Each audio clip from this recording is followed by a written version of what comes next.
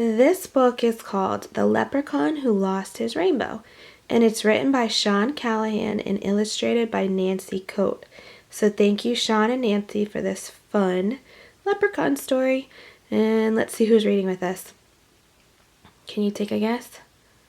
It is two little people, two little friends. It is our very own Leprechaun and his friend Mouse, who came to read with us. Mouse looks like he found the end of the rainbow with all his gold coins. Let's get started. The Leprechaun Who Lost His Rainbow. I wonder how a leprechaun lost his rainbow.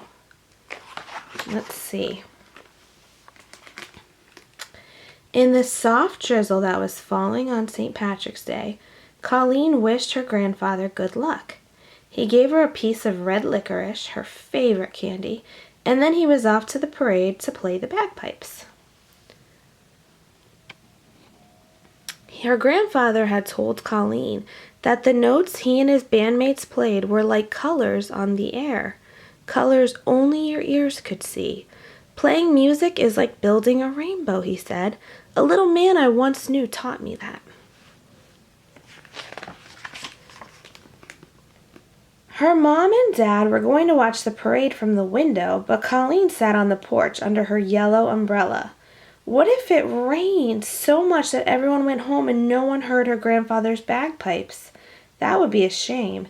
His music was so beautiful and so sad that it made people smile and cry at once.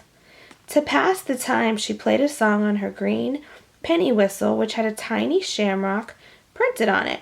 Her grandfather had brought it all the way from Ireland. It was her favorite thing in all the world, and she never let anybody touch it.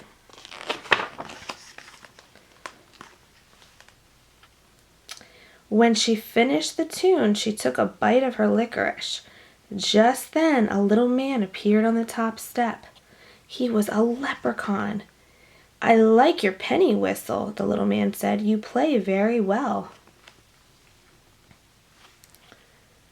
Colleen started to say thank you when suddenly the leprechaun jumped into the air and took the licorice stick right out of her mouth.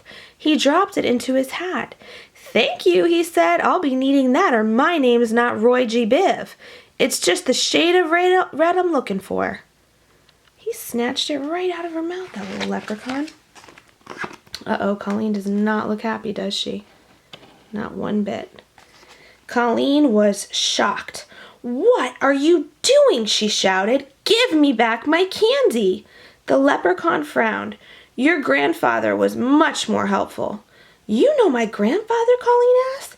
"Yes, we created a rainbow together back when he was a boy," Mr. Biv explained. Colleen was puzzled. Could this be the little man that her grandfather talked about? Mr. Biv looked glum. Glum is kind of like he looked a little sad. "I've lost my rainbow again, and my gold is at the end of it. To be a leprechaun in good standing, I must have gold. So I need someone's help to build a rainbow." He paused. "That someone is you." Colleen frowned. Leprechauns were tricky. Everyone knew that. Could Mr. Biv be telling the truth? "Let me show you something," the leprechaun said. "Spin around with the hat and watch what happens." She twirled around holding the hat. Suddenly, a streak of bright red, just the color of her licorice, sprang out of the hat. It hung up in the air for a moment and then disappeared. Colleen was amazed. Wow, look at her.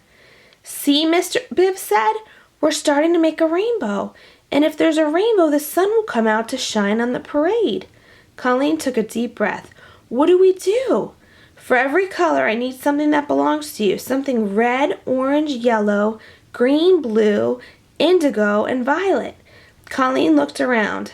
There was her new orange basketball.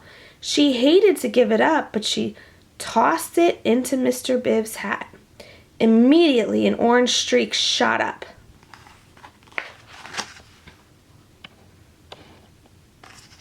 She gave him her yellow umbrella, and yellow curved under the orange. When her blue ribbons went in, a beautiful blue appeared.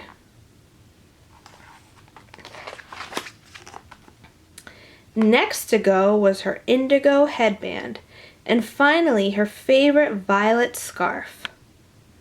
That was so nice of Colleen. She was giving all her stuff to make a rainbow with this leprechaun.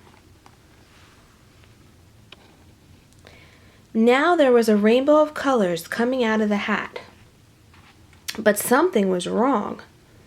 Right between the yellow and the blue, there was an empty space. Do you see that empty space right there?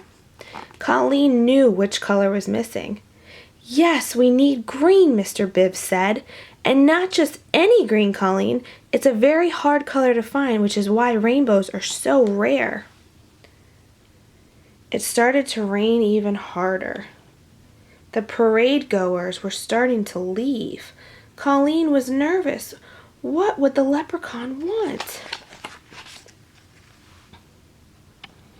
What could he want? Let's see. You're going to have to make one more sacrifice, Mr. Bibb said. I'm going to need your penny whistle with the shamrock on it. That green is the last perfect color I need for my rainbow. Colleen started to cry. No, she said, clutching her precious penny whistle. My grandfather gave it to me. But Colleen, dear, if you give me the penny whistle, you and I can make the sun shine on the parade. And on your grandfather, said Mr. Bibb pleadingly. Colleen held the penny whistle to her lips and blew it one last sad note. Aw. She paused and then dropped the penny whistle into the leprechaun's hat. Wow, look. In a flash, the rain stopped. The sun burst through the clouds, and a rainbow, complete with the most beautiful shade of green ever, spread across the sky. Wow, that is a pretty rainbow. The parade goers gazed up in wonder, and Colleen's grandfather began to play the bagpipes. The music was so beautiful and sad that people smiled and cried at once.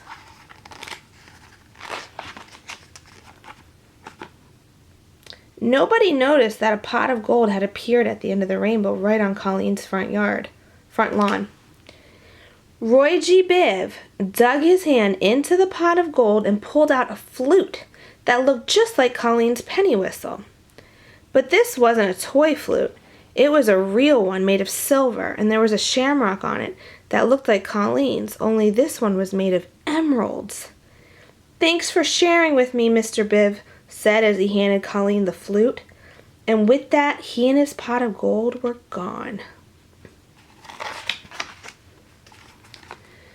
Colleen's grandfather stood in front of her.